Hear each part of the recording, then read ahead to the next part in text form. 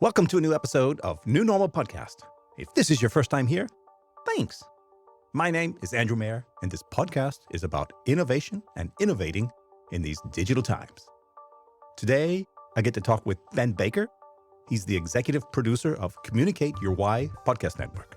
I met, air quotes, which you can't see here, Ben on LinkedIn in the summer of 2019 when I was giving away some copies of Adrian Swinco's Punk CX book. He won one, so I sent it to him. Ben's byline is, all of us have a story to tell, but not many of us know how to tell it. So back in the summer, I think it was late August, I was sitting at the dentist, not me, but my mother-in-law. Because of conditions, I had to sit out in the parking lot on a curb. I was bored, but I started diving deeper into his website. And though we had connected in 2019, I'd never really dived in to see what Ben actually does in his business. I saw Start with Why. Okay, that's Simon Sinek. Check. Create 1,000 pieces of content from an interview. Okay, that's Gary Vaynerchuk. Check. Give me 4 hours of your time, and I will give you a year's worth of social media content. What? All right, I got to learn more about this guy. And that's what kicked me off to go out and reach out to Ben here and get him onto the podcast to see what is all this stuff. So, not going to go into much more here. My updates this week, I was a little bit delayed on getting his podcast out. Ben knows that already. And I created this. Ho, ho, ho. This is to Mr. Ben Baker. The production of the podcast episode has been affected by current workforce issues. The expected delivery should be in the next 24 hours. Now I need to get back to Andrew and kick him hard to get those episodes of New Normal Podcast done. And Howard, your episode is up and live. Oh, and to the others also waiting, keep calm. If he doesn't deliver, I won't deliver. Let's get straight to the interview. Ben Baker, executive producer, Communicate Your Why podcast network. I hope you enjoy this. Ben, thank you for joining me on New Normal Podcast today. I need to tell you, you and I share something more in common than being on LinkedIn and podcasting. We're both political science majors. Wow, I didn't realize you were also in the poli-sci business. That's going back to my youth. So, Andrew, thanks for having me on the show. Is there anything from those college days that you've taken, you remembered, that you use today or you apply today? Yeah, I think the biggest thing that I take is never make assumptions. Nothing is exactly as you perceive it to be. There's always some other angle, some other part of the conversation, something else happening in the dark corners that you don't really quite realize. And the more we can sit there and say, oh, okay, let's look in the corners. Let's look behind the door. Let's, ask that question that you really didn't think you really should ask. I think that really makes podcasting better, because I think the more we sit there and say, let's be curious. Let's find out about this person. Let's find out what they're really about. I think that always puts me in good stead. And that's something I probably got from my early heady days of poli-sci. Okay, so we'll leave the poli-sci now to the annals, to the history books here, and move on, since you and I both have moved on, and we're both not practicing political science, at least that's 30 years ago. So in a formal way. I never did, actually, moved on quickly. But we do share an interest in podcasting from different angles, but that's how we kind of ran into each other. Actually, we ran into each other because of Adrian Swinco's book, Punk CX. 2 years ago, I had to look it up exactly when it was. 2 years ago in the summer, I had met Adrian at a conference there, and I'd got a bunch of his books that he said, go ahead and just give them away. And so I went onto LinkedIn and put up a question or something, and you were one of the 4 people who were brave enough to answer, and I got you to Western Canada a copy of Adrian's book, and that's how we connected. But to be honest, when we connected on LinkedIn there, I never followed the rabbit hole of who you are and what you do. Now, I know we spoke a week ago, a couple of days back, about what's happened, what you've done in the time since in the last 2 years there. But something I found hugely interesting, you posted a few weeks ago where you talked about communicating your why. And that's your big thing that you do now, is how to communicate your why. And so I'm going to start with an obvious one. Why should people be communicating their why? Well, to give a nod to Simon Sinek, that we should all start with why. If we understand who we are, what we do, and why we do things, why do we do what we do? What's the underlying motivation behind what we do? We're all better off. We are truly all better off if we understand what is our motivation for doing what we're doing. When we can communicate that to others, life gets much simpler, because people don't care what you do. They hire you to do what you do. If you're a lawyer, nobody wants to know the intricate details of how you practice law. They want to know why you're going to do it. Why are you doing this? Why are we going after this witness? Why am I taking this this exam? Why do you want me to depose this particular person, etc.? And the more you as a lawyer can communicate why you're doing what you're doing, the more effective you are to get buy-in from a client or from whoever you need to do. So it's really about getting other people to understand your motivations. And the more you can communicate that in their language, not in yours, but in their language, so they understand it, they value it, and they can sit there and engage with it. Part of what you do is you have a company, you have a business, you have a services, and all the links to your websites and all will be in the show notes, obviously, here. And what I was intrigued at, and I told you this in the pre-roll, took my mother-in-law to the dentist, and I got to sit outside because of COVID. Sitting on the curb, I'd seen your post, and I clicked on it, and I'm like, okay, communicate your why. That's interesting. I thought, so you're offering a service to help people create content or to teach them. You're also offering consultancies and like that. But just telling who you are is one piece of it. And another piece I saw on your website was about teaching people or the importance of storytelling. And storytelling, for those who hang around podcasting or YouTube or maybe even TikTok, which I don't spend much time on there. Storytelling is what pulls us into the story of the why, right? Just the why, I can put my why on a sheet of paper in 6 bullet points, and that's fine. But that's not going to entice anybody to hang around and be curious and want to go forward with me there. What's the importance of storytelling? Well, the importance of storytelling is you bring people in.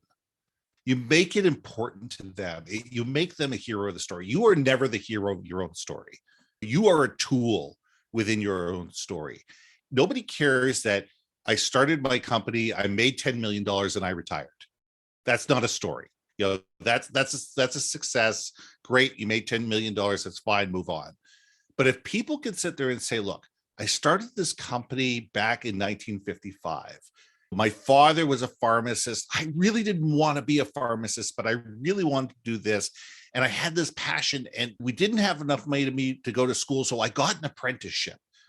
And all of a sudden you go through the whole story of where you came from and how you did, and the struggles that you came along with, and how you succeeded, even though you weren't going to be able to get a formal education. And finally you were able to go to school and you were able to get your certification. You were able to go ahead and do this. That's when you draw people in.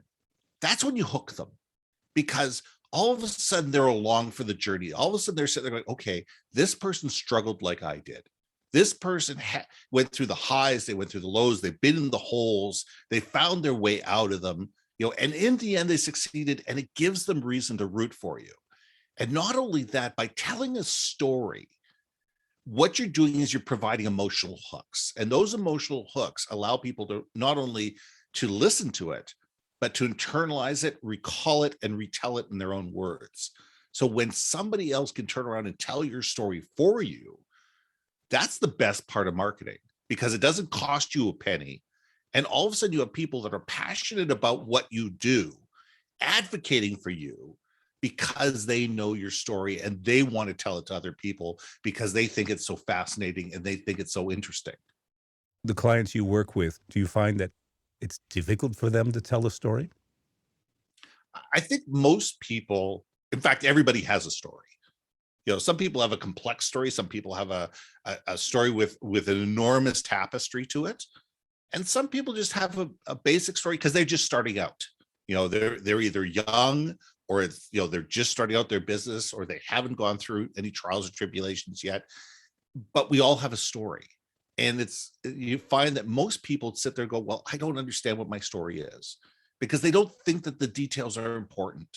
They don't understand how the details matter. They don't understand that it's the why, not the what and the how. And because most people go into the how, like, here's the weeds. This is why I'm so smart. This is how I'm so wonderful. This is why, how important I am. Nobody cares. Nobody cares. They want to know, can I trust this person? Has this person seen similar trauma to the trauma that I'm facing? Do they understand me as a person? Do they understand the issues that I'm having? And can they fix them based on the experiences that they've had? It's nobody wants to sit there and deal with somebody that says, well, I know exactly what your problem is without even listening to it. It's the people that are going to sit there and say, you know what, tell me your story. Tell me where the issue is. Tell me what are the things that are making you pull your hair out and are willing to listen. That's where the magic happens. So it's not only being able to tell your story, but it's also being able to get your customers to tell you their story. And that's where the relationships happen.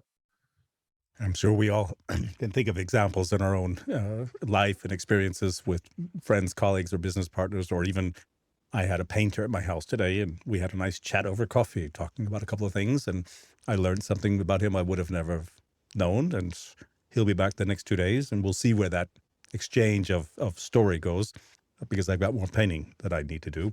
On your website, there's an offer that says, this I found was either incredibly well-defined idea, or geez, you just sort of threw the marbles on the table and came down. We just got to cook this down into like one sentence. And it says, give me 4 hours of your time and I will give you a year's worth of social media content.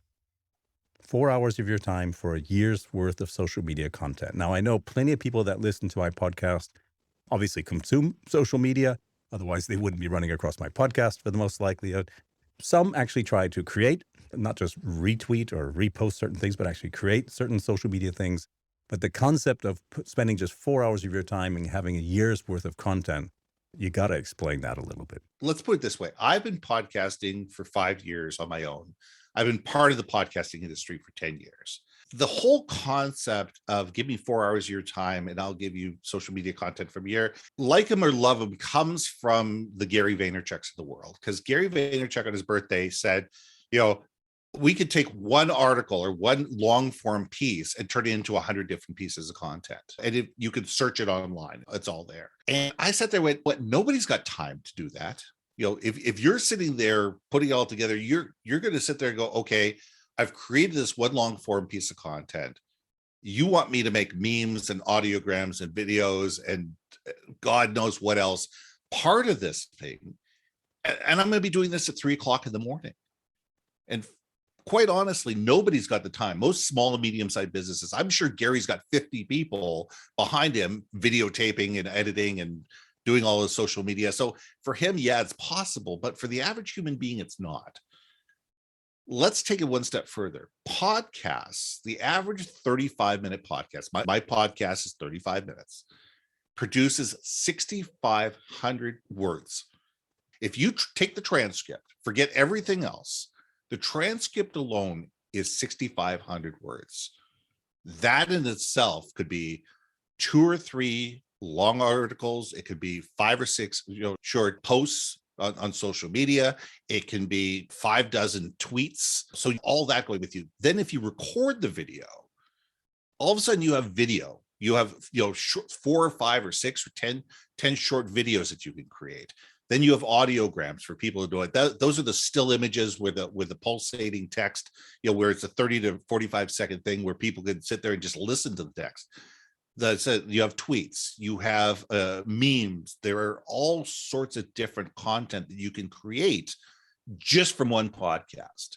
What we do with every single guest, with every single podcast we do, we take 25 pieces of content out of each 35, 40-minute podcast, and we provide it to our customers. That's what we do. We just sit there and say, okay, not only do you get the raw audio, not only do you get the raw video, not only do you get a show page that has an edited transcript in it that actually has tweets in it, but we're going to produce audiograms and videos and more tweets and a bunch of other things to be able to give you things that you can use on your social media platforms, on your website, through your email campaigns for as long as you want. So you can take those things and mix and match them. 25 pieces of content is 2 a week for a quarter of a year.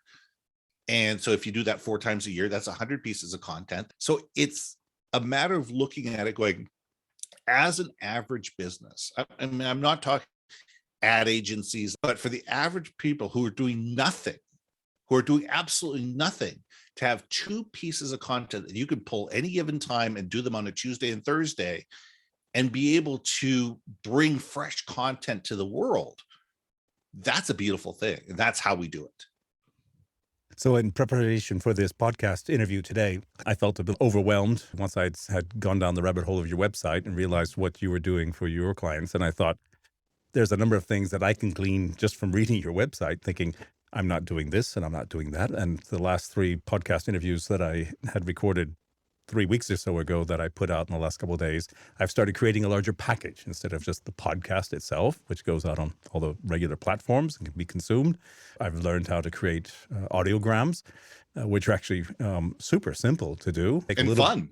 They're fun. Actually, they're really even fun to create. But there's nuances that I'm still learning to make them more interesting, but I haven't gotten to creating the tweets and the other posts out of it there, but I'm learning. That's actually was my hidden agenda to get the interview with you here today, was to take away some more tips there.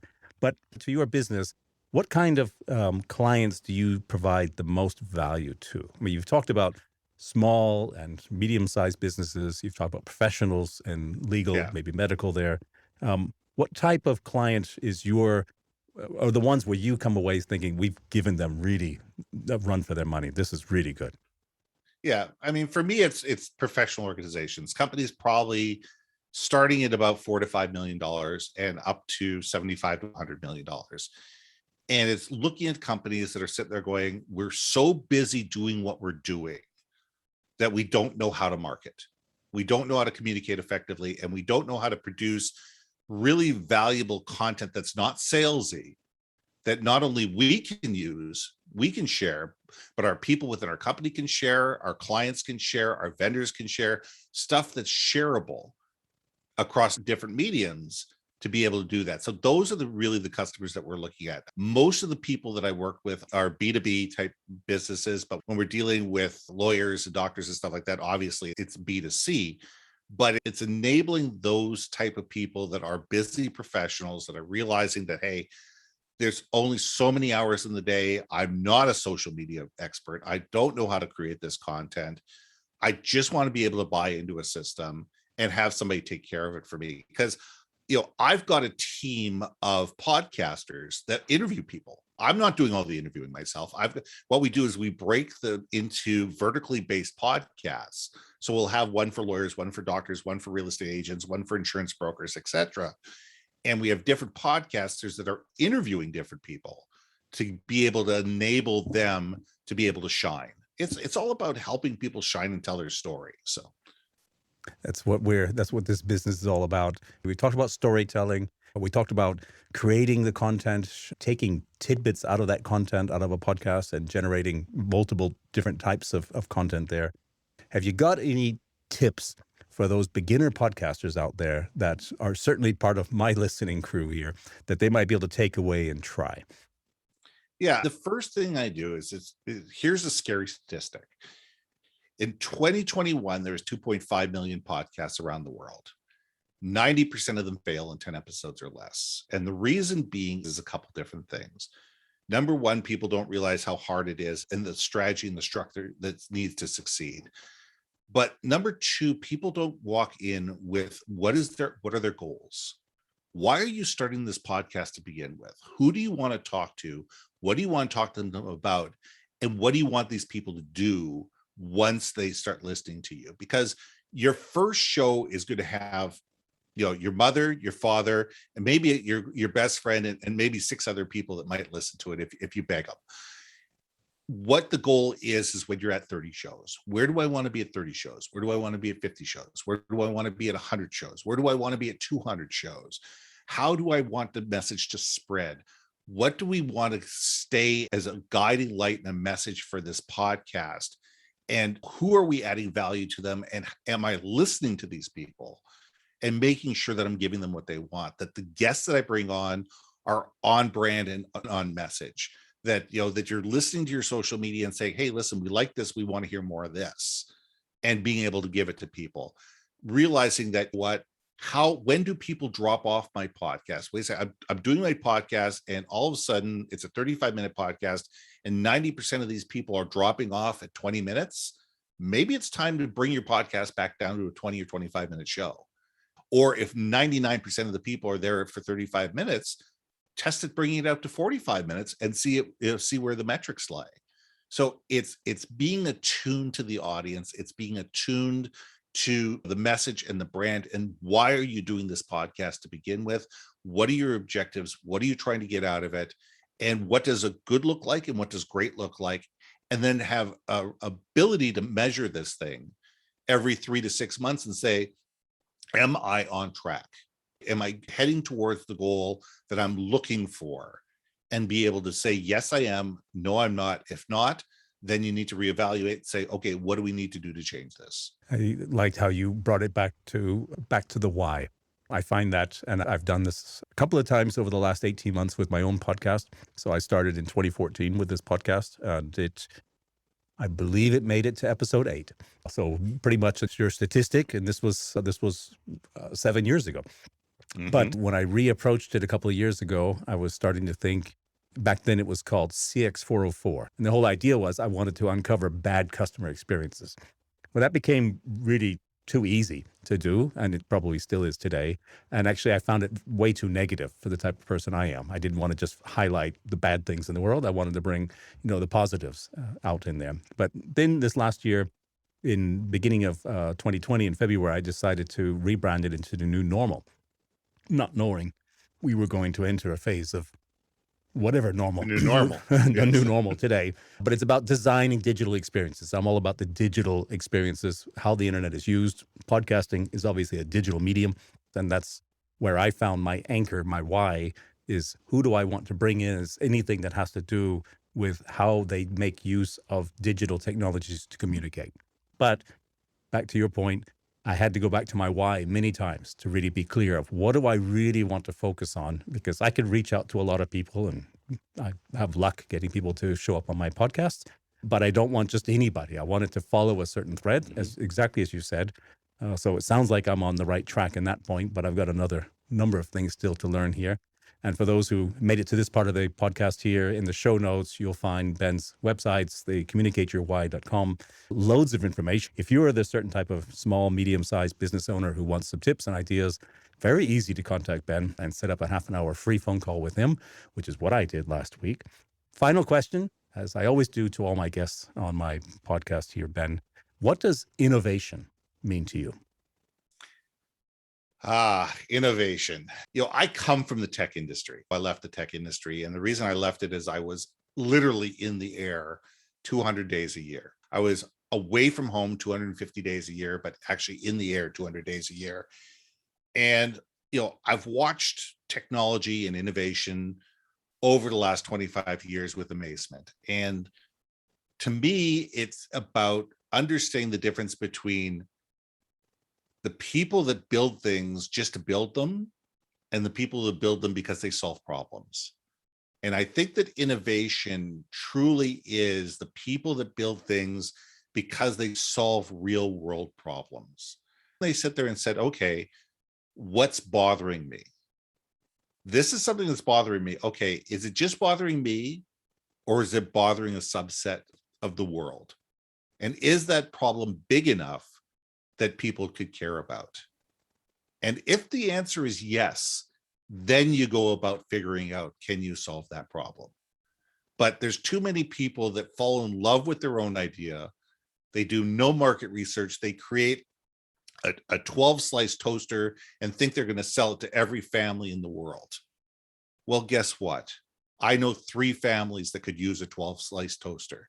It's a matter of sitting there going, if you're going to be innovative, if you're going to be the person that's going to push the boundaries and create something that's new and interesting and exciting, it's got to be something that's new and interesting and exciting to people that are actually going to pay for it, and not just something that is a mental exercise for yourself, because the world needs big problems focused on. And that's where we should concentrate our innovation is sitting there going, what are the problems that really exist today in the world? What are the things that are making people tear their hair out? Okay, let's tackle those problems. Let's put our focus and our energy and our money and our desire into fixing the problems that we're passionate about, but other people have those issues as well, and not just do it because it seems neat and it seems cool.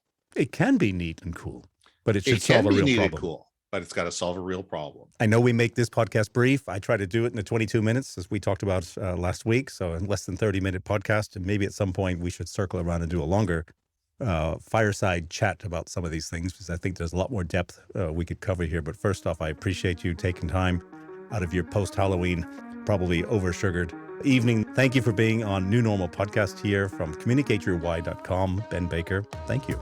Andrew, it's been a pleasure. Thank you.